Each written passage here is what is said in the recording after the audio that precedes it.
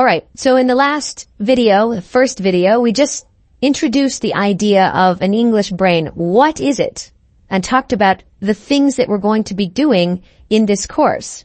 Remember, an English brain, simply what I call an English brain, is just your ability to think in English. And I want to, in this lesson, just talk about a few things that you should remember and a few basic tips for this course and after this course for all of your English studies. Okay? A few things to, we could say, keep in mind. A few things to keep in mind. So let's go over a few things. The first thing to remember is that you're going to have to work hard. If you want to be fluent, if you want to be a great English speaker, you've got to work hard. You may be asking for or wanting a very fast little trick to become an awesome English speaker. Well, this depends on the students. Some students can improve really quickly.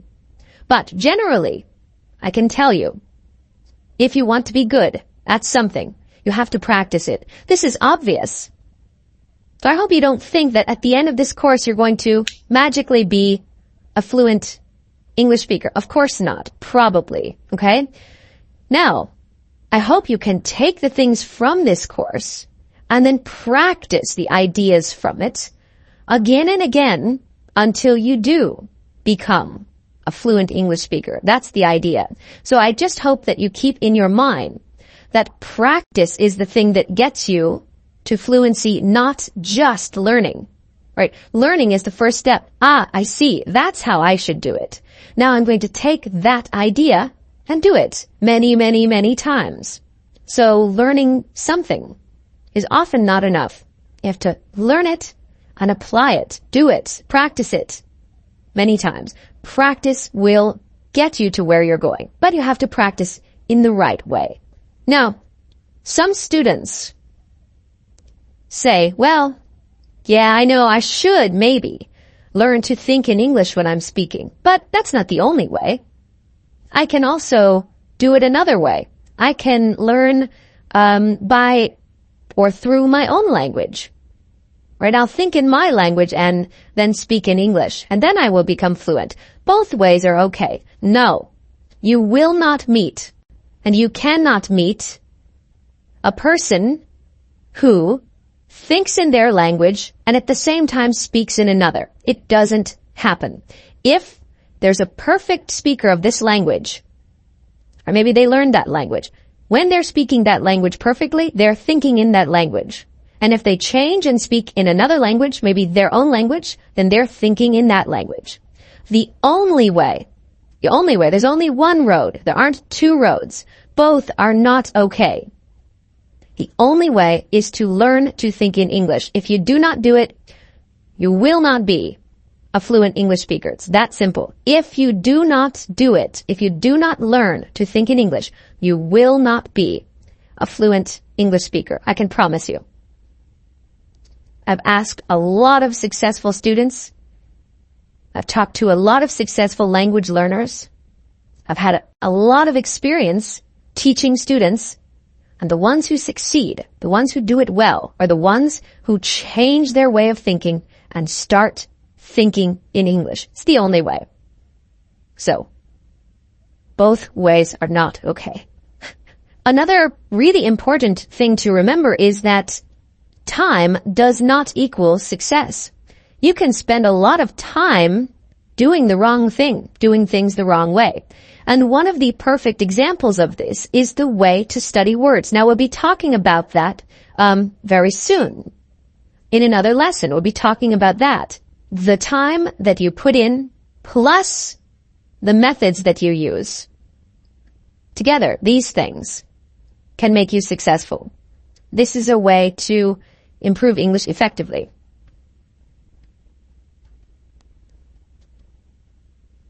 You can spend a lot of time learning words an incorrect way and not see much progress. I've met students in the past who studied for years, 2 years studying every day.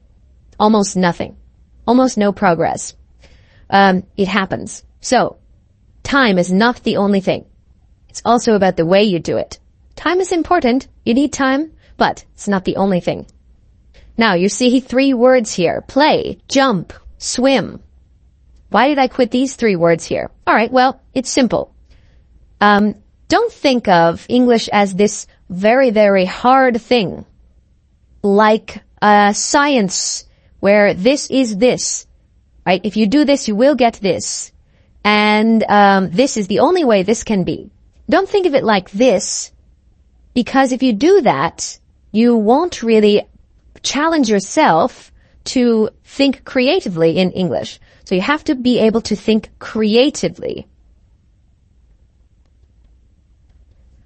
in English to be able to do well, to be able to improve. So play with the language. Play with it. Have fun with it.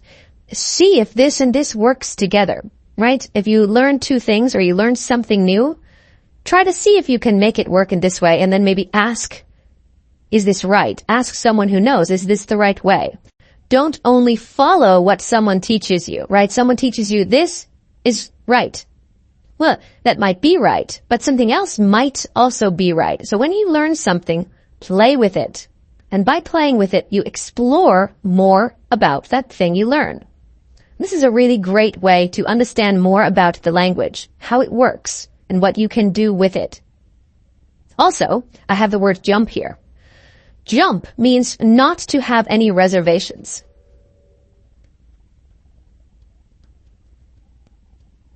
That means don't be shy. Don't be shy. If you have the opportunity to speak in English, speak, try.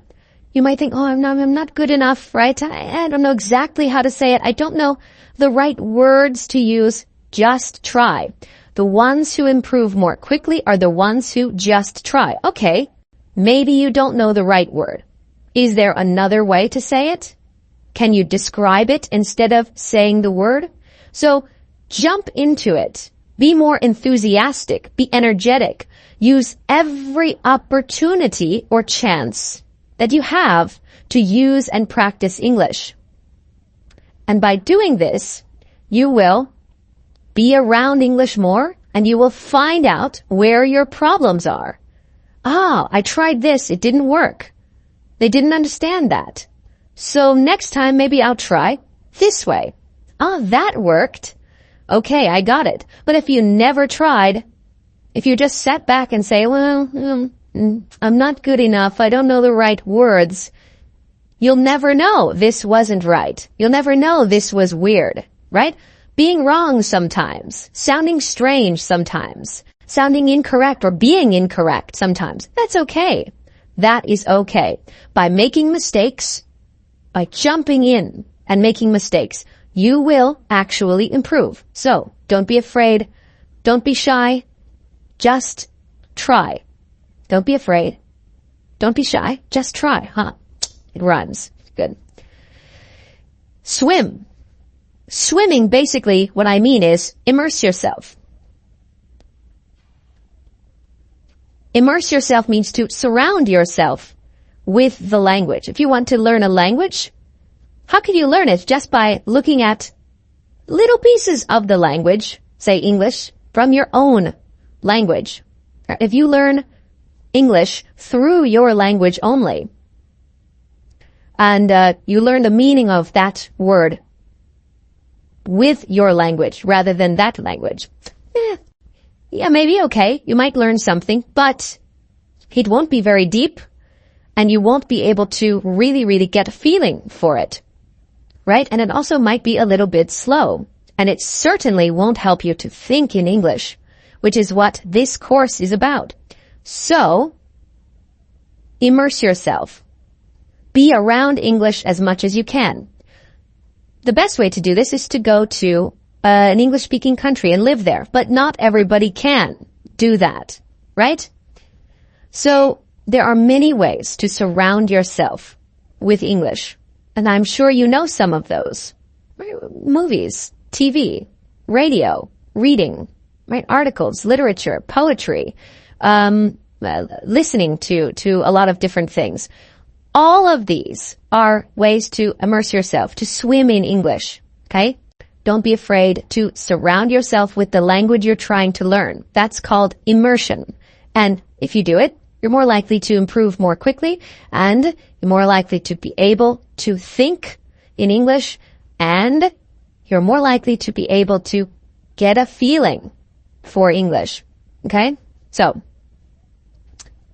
play, jump, swim. I have a 30-minute rule. For anything you want to learn, you can't just do it sometimes and not others. You need to do it regularly, right? Just like if you want to be strong, you want to build muscle. But you won't be able to build muscle if you go to the gym once every 2 weeks. You'll maybe build a little muscle and then lose the muscle. And then you go back to the gym 2 weeks later. You build a little muscle. You won't see much improvement. What's the same for English? So you need to make clear rules for yourself. I mentioned that you need to spend time, but I want to be a little more specific now. Every day you have to practice English. You have to keep English in your mind every day. And I have a limit about how much that should be. At least 30 minutes. Okay, so you have to spend at least 30 minutes, 7 days a week, for as long as it takes to become really good at English. Okay? It's not asking a lot. 24 hours in a day, 30 minutes is not that much. I think spending more than 30 minutes is better, of course, but no less than 30 minutes. Okay? At least challenge yourself 30 minutes a day. Make time. If you're serious about it, you will. Okay? So 30 minutes a day. And get into the habit of practicing or doing something with English 30 minutes a day. And you will see results. If you want to be good at something, it's often difficult to see what your own problems are. So you need some kind of feedback. Now, this is really the reason that teachers exist, right? Teachers exist mainly to give you feedback about what you do to help you improve, whether you're at the gym with your personal trainer or whether you're in a class with a teacher. So the teacher is there to guide you. This is one way to do it. You need some kind of feedback. So taking a class is good. Okay? As long as you can get feedback so you can know what you're doing right, what you're doing wrong, which direction you should be going. If you can't get a teacher, there are other ways to get some feedback. You might find a forum or a place where you can ask questions and get answers to your questions. Okay? Now, there are many different places where you can do this, but this is another idea. There are other ways. Maybe your friends are also learning English, and you can use them as a way to get some feedback about what you might be doing right, what you might be doing wrong. You could form a group and practice together and give each other feedback. This is a good way as well. It's not bad. So, in any case, it's important to have some kind of feedback, some way to find out how you're doing, right? Because you might be doing something really, really wrong, and then you make that wrong thing a bad habit, and then it will be really difficult to change that bad habit. So some kind of feedback is pretty important, some way to ask questions, at least. Now, the first of these is okay, most people can handle that idea. The second is a little more difficult for some. The first is to make English a part of your lifestyle. I had mentioned that you should spend 30 minutes a day at least doing something with English, doing some of the things that we'll be talking about in the rest of this course. So, make it a habit. That's making it part of your lifestyle, right? But another aspect of that lifestyle thing is that you don't really think about, right, now it's time for me to study English. Now it's time for me to spend 30 minutes, which I hate, practicing English. So this, isn't the best way of doing it. This, I wouldn't consider really lifestyle. Lifestyle English means you just do it and it's part of your routine and you don't hate it. It's just something that's there. And actually, it's better if you can enjoy it. So the next part is to try to enjoy the process of learning English and trying to become more fluent. The students who are most successful usually are the ones who really, really enjoy learning English, actually like learning English. If you like doing something, you're much more likely to be successful at it. If you hate doing something, it is less likely that you will be good at doing that. So try to find something about the language that you enjoy. Okay, you can still improve. You can still get better if you don't really like it, but it's certainly ideal if you can find something about it that you really like. That is the best situation. Okay, so try to enjoy it. Make it part of your lifestyle.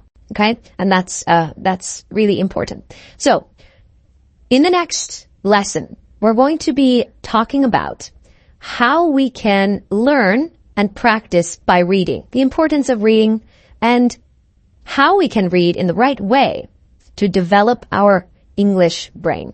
So I will see you in the next lesson.